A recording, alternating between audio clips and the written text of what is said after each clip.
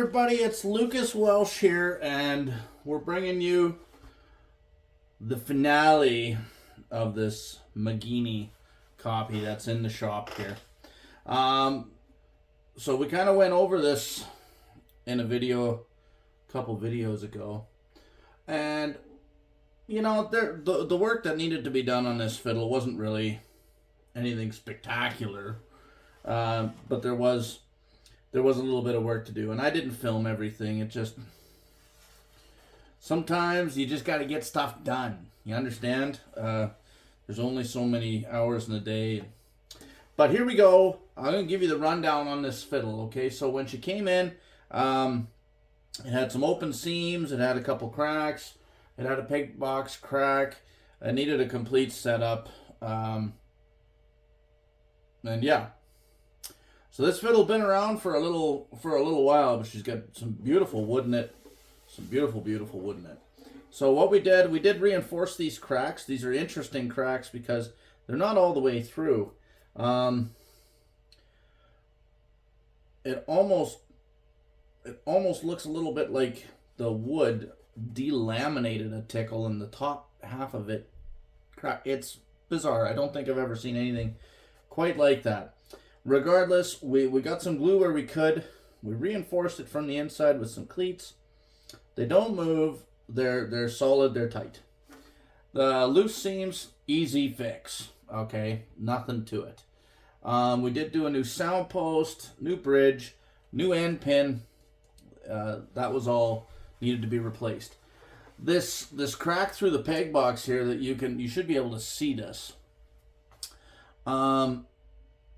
That was glued on there with some kind of glue, okay? And we had to make a decision of, do we try and force it open, risk wrecking something else, or do we leave it? It's been repaired previously, and it's held. So what actually happened here, I can see where the crack line is. This piece here actually broke right out. And it was glued back in, and it wasn't done super awesome great, but it was done okay. All right, so there's a little whisker of a raised shelf there, if you will, where the two pieces didn't quite line up perfectly. So we made the decision that, you know what, it's been like this for however many years. We're gonna let it ride.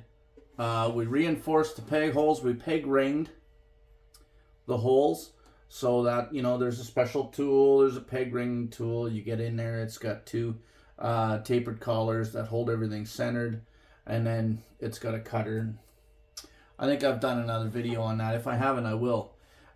Something that we did run into on this fiddle that we had to address a little bit, there wasn't enough room in the bottom of the peg box for the strings to actually do properly. I could see spots where the old strings had been so tight to the bottom there that they had made grooves. And we couldn't get a peg ring on to reinforce this. So we did have to deepen the peg box a wee little bit around these two pegs to make that happen. And then we did just go and re-black everything inside there. We dressed the fingerboard, new nut, new pegs, fitted new pegs. I think you guys seen that video there. We've got this set up with some Larson Sagane, however you say that, strings. And these are nice strings. So like I mentioned in the past, I use a set of Tonica violin strings for the first string up on any fiddle. And that gives me just an idea of where to go with strings. And then, you know, like this customer, they weren't really sure, you know, what they were after necessarily. They wanted to try something different. And so that's what we did. Now, the only other thing that we did on this fiddle, and I still have to finish this up, but I wanted to play you guys before I do.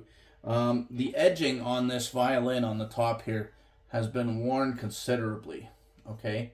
And it's splintered. There's pieces of fuzz in here.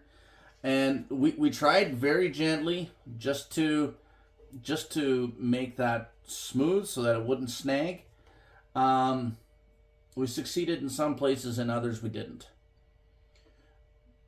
We're not going to go to the work of building out these sides and stuff like that. That's a whole new level.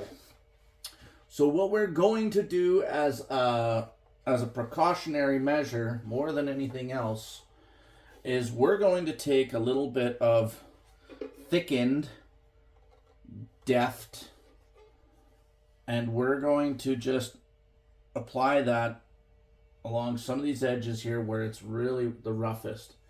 And all we're trying to do there is seal in some of these open edges where it could snag on something. So if we use just a thin little coat there, like around here, I can feel this is ready just to grab the inside of a case and just tear a chunk off this.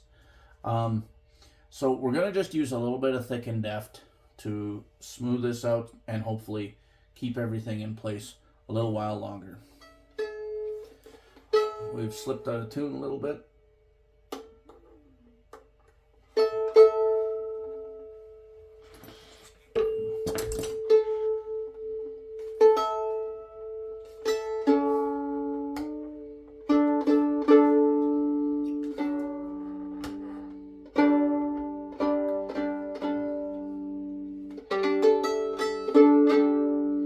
So here you go.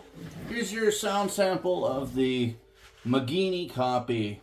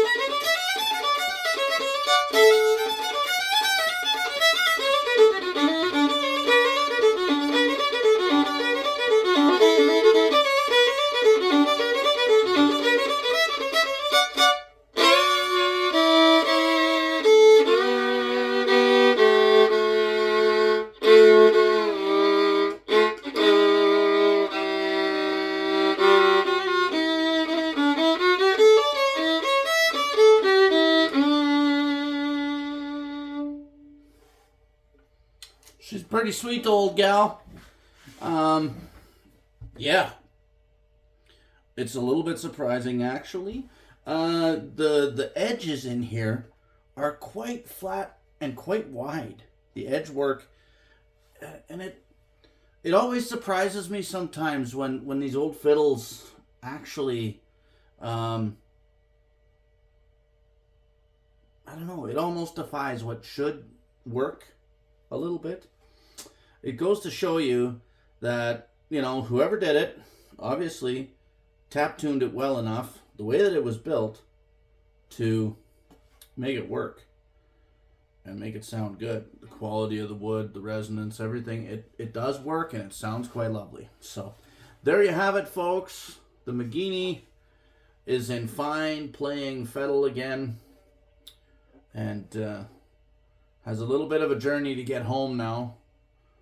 You know, like a couple thousand kilometers to get home. But she's going to make the trek, and she'll be good to go. So, hey, thanks for watching.